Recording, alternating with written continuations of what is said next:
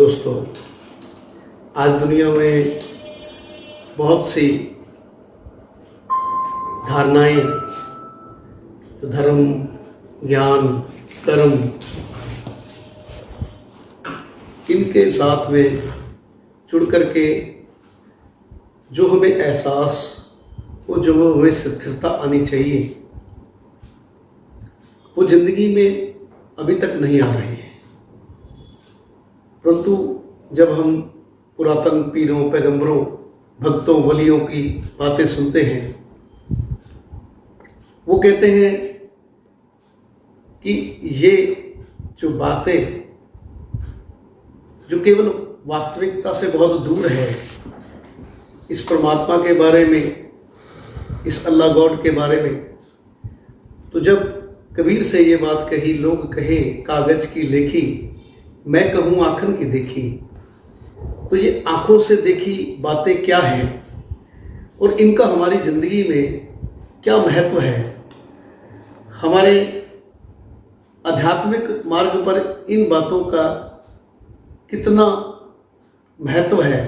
इन महत्वों को जानने के लिए हम आज फिर से उपस्थित हुए हैं परम पूज्य धनवंत सिंह जी के चरणों में, और आपसे विनती है, अर्जोई है, कृपा करें, ये मार्गदर्शन करें कि लोग कहें कागज की देखी, तो आज का टॉपिक भी यही है कि मैं कहूँ आँखन की देखी। ये आँखों की देखी क्या है और इस आँखों की देखी का वास्तविकता क्या है, ये क्या असल तो जो ये बयान दे रहा है जी, उसकी लाइफ को भी हमने स्टडी करना है जी।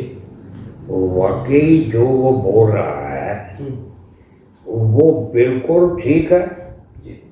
वो कहते हैं तुम कहते हो कागज लिखी, हम कहते हैं आंखों देखी। आगे वो कहता है बिन देखे बिन दर्श पर सके प्रीत करे क्या होए, धन के कहे धनी जो होए निर्धन रह रखो।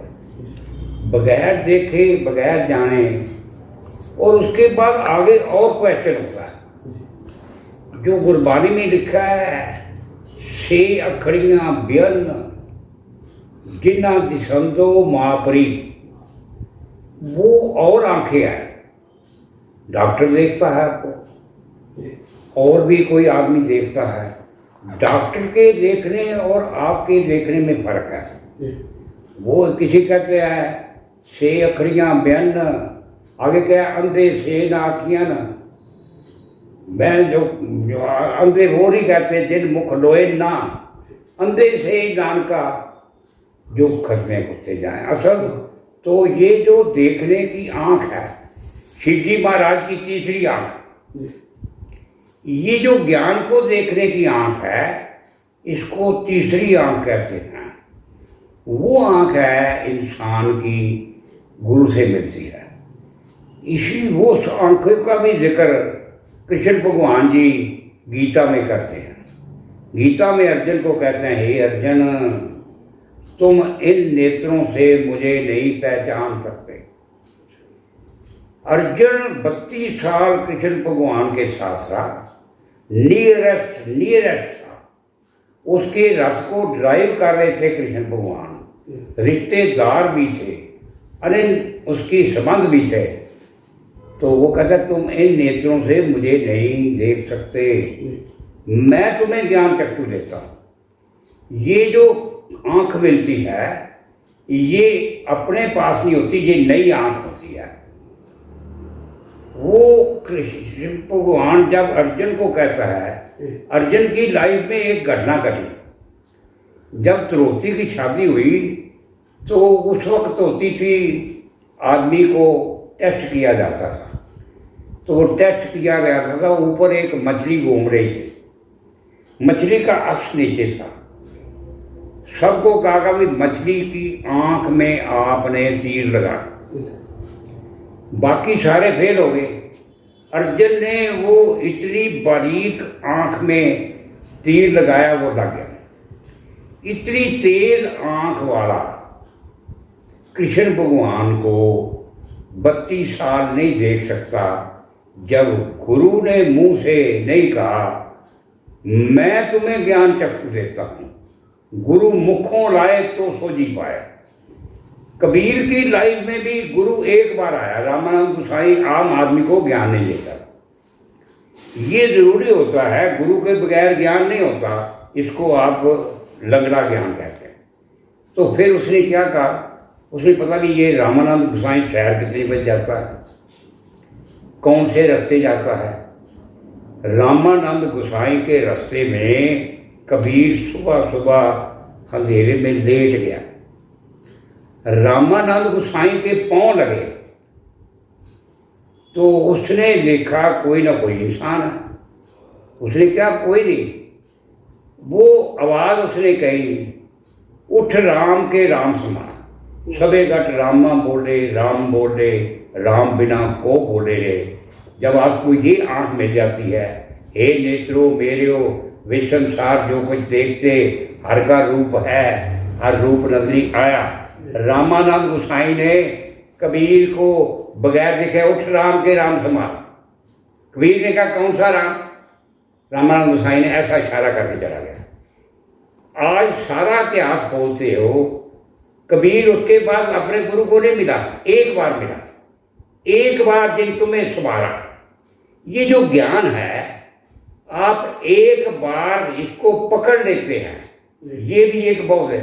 एक पर एक चित्त त्यागो, कंसंट्रेशन ऑफ माइंड से आप इस ज्ञान को पकड़ लेते हैं, उसके बाद आपकी लाइफ शुरू होती है। और वो कब शुरू होती है?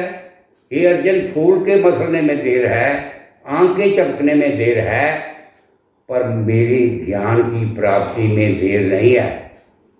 वो इसीलिए हम वेदों को कहा, वेद कतेब इफ्तरा पाई। कहते वेद कतेब जो हैं ये तो शीशा है, दिल का फिक्र ना है। ये शीशा तो बताएगा भी आपको मैल कहाँ लगी है। मैल तो नहीं ना उतार सकता। टुक दम करारी, टुक दम सडन इंस्टेंट इन टुक दम का हाजिर हो खुदा है। जितना इजी परमात्मा को मिलना है, इजी कोई नहीं है। जितना मुश्किल भी परमात्मा को मिलना है, वो भी मुश्किल नहीं।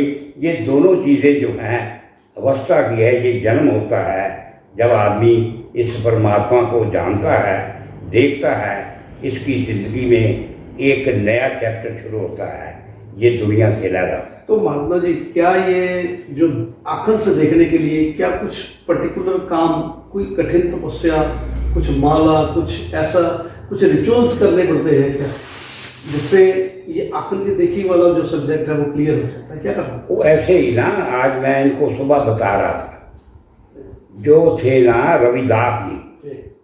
रविदास कहते हैं भी लोग जो मंदिरों गुरुद्वारों में जाकर तपस्या करते हैं, तो उसमें पहली चीज होती है वो दूध होता है, एक होता है फूल होता है, एक पानी की गर्मी होती है। कहते मैं भी ऐसी क्रिया को देखा। कहते बछड़े ने तो दूध जूठा कर दिया। हम झूठे दूध में पानी डालकर ले जाते हैं ना, मंदिर में ले जाते हैं, वो तो जूठा हो गया। भंवरे ने फूल को जूठा कर लिया, सुच्चा कहाँ हो गया। पानी को मछली ने जूठ किया। मैं ऐसी भक्ति कैसे करूं जिसे तू मिल जाए? मैं तेरे आगे अपना तन मन धन अर्पण करूंगा तो मुझे मिलेगा। तन मन धन सौंप गुर पे, हुक्म मनिए पाइए। अर्जुन ने भी अपना सरेंडर कर दिया, सारे हथियार फेंक दिए। उसका जो क्वेश्चन था रुक गया। जब रुक गया फिर उसके सवाल भी दिला, और उसको उसके बाद दैट वाज राइट टाइम, जब प्रभु हम तुमको पथ पाते हैं, जब इस भावसागर में एक एकाकी रह जाते हैं, एक ही हो जाते हैं और कोई नहीं होता।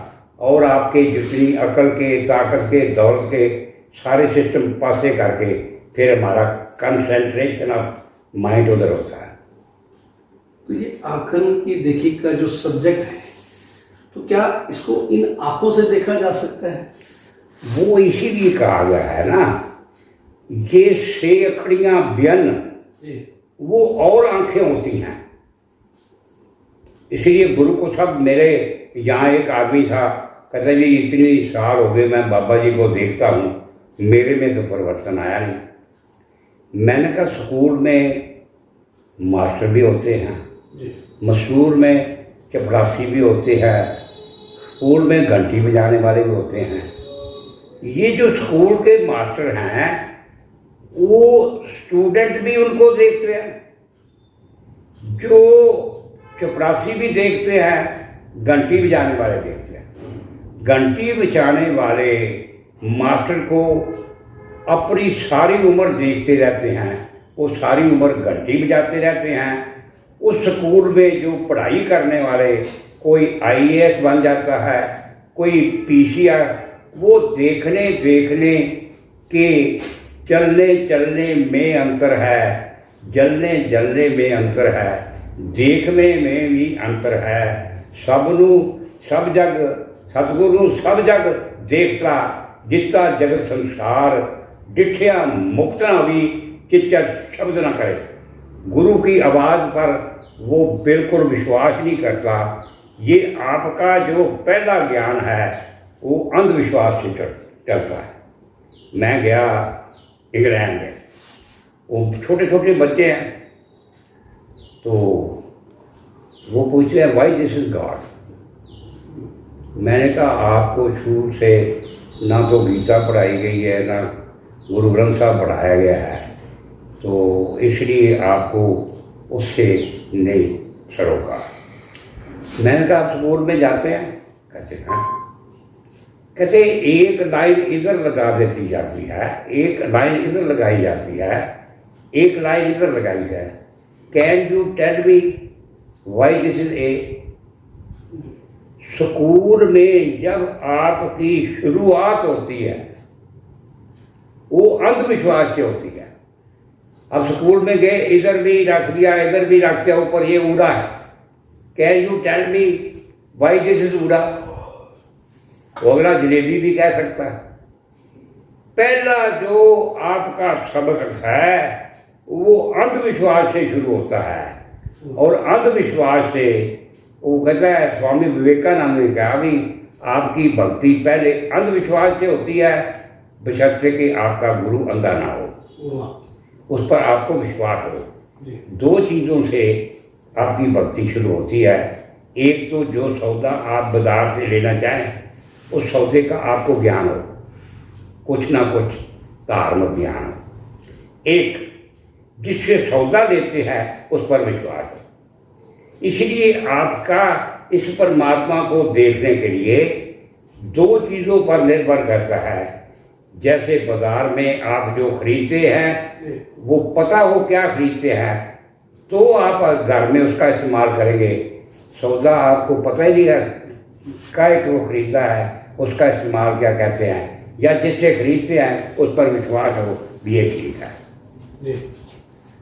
तो अब इस निगाह की बात जो हो रही है, अब इस निगाह को इतना पाक, उतनी शाह बनाने के लिए जो हम लोग हैं, जो मात लोग में है, जो मृत्यु लोग में है, जो सब कर्म कर रहे हैं, अब ये नहीं पता कि कर्म अच्छे कर रहे हैं कि बुरे कर रहे हैं, तो हमें क्या करना चाहिए जिससे ये, जैसे कि वीर जी ने कहा कि मैं कहूँ आखिर की देखी, उस अवस्था तक पहुँचने के लिए हमारे लिए क्या संदेश है? वो आपके लिए तो या तो आपको बचपन से कोई संस्कार मिले होते हैं, माँ बाप से आपको संस्कार मिलते हैं पहले पहले हमको। अब ये तो बात जो है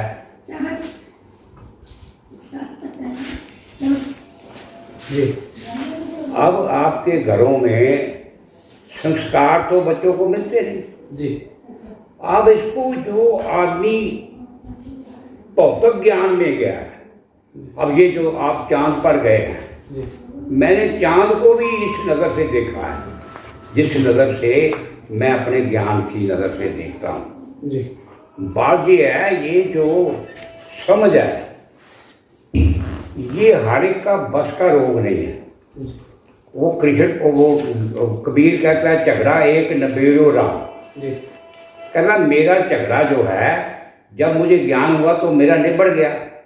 कहता वेद बड़ा जा जहाँ पे आया, कहता ये जो वेद आप पढ़ रहे हैं वो कहाँ से आया? वेद इसमें से आया है जी। तीर्थ बड़ा जा हर का दास। जी। अरे तीर्थ बड़ा है, ये दरियाओं के किनारे ये तीर्थ बड़े क्यों बने? वाई इसको हमने सोचना है। दरिया के किनारे एक तो मौसम ठीक होता है, दरिया के किनारे जो इंसान को नहाने के लिए पीने के लिए पानी चाहिए वो होता है, और इसीलिए दरिया के किनारे पर ये जो बड़े बड़े सेमिनार दिए जाते थे, वो तीर्थ इसलिए बनता है जहाँ गुरु बैठ जाता है वहाँ तीर्थ हो जाता है। वो मास्टर बैठ जाता है स्कूल हो जाता है, डॉक्टर बैठ जाता है अस्पताल बन जाता है, जज बैठता है अदालत बन जाती है। आज हमको ये हो गया है भी वहाँ स्कूल तो बड़े बड़े बढ़िया है पर मास्टर गैर है, अस्पताल तो अच्छे हैं पर इलाज नहीं हो रहा। ऐसे हमको ऐसी जगह पर जाना चाहिए भी आपकी आत्मा का इलाज हो। तीने ताप निवारण हारा, दुख हंता सुख रास, ताको बिगड़ना को डागी जागी प्रावा गया था। आपके जीवन में सडन परिवर्तन आए। अगर परिवर्तन नहीं आया तो समझो आपने खाना खाया है तो आपको भूख अजय मिटी नहीं है, तो इसका मतलब है आपका खाना नहीं ठीक। आपको पानी पिया है। मुझे यही सवाल एक ने कहा, मेरे पास वो किसी मेडिकल कॉलेज के स्टूडेंट थे, वो ओम प्रकाश जी मुझे ले गए, मुक्तसर की बात है। कहता इतने धर्म आगे हैं उसमें हमने देखा है इतने मत आ गए, हमारी मत मारी गई है, किसको माने ना माने। मैंने कहा बात सुनो, एक आदमी को फौरन प्यास लगी है, उसको पानी चाहिए। उसको कुछ आदमी बताते हैं कि मैं तुझे रास्ता बताता हूँ पानी का, इस रास्ते चले जाओ पानी हो जाए। किसी ने कहा मैं तुझे साधन बताता हूँ पानी के, साधन करो। एक ने कहा पानी का नाम जपो, और एक ने कहा मेरे पास पानी है। जो असली होता है वो प्यास बुझाने के लिए आपको पानी देता है। I am the bread of life, जिस जन को प्रदर्श प्यासा, नानक जिसको प्यास है उसको पानी चाहिए। पानी पीने के बाद फौरन उसको एक जवाब आता है भी मेरी प्यास जन्म जन्म की प्यासी मीरा, पी गई विष का प्याला, और फिर अर्ज करी के लाज राखो में लाज राखो। आपका बहुत बहुत धन्यवाद है।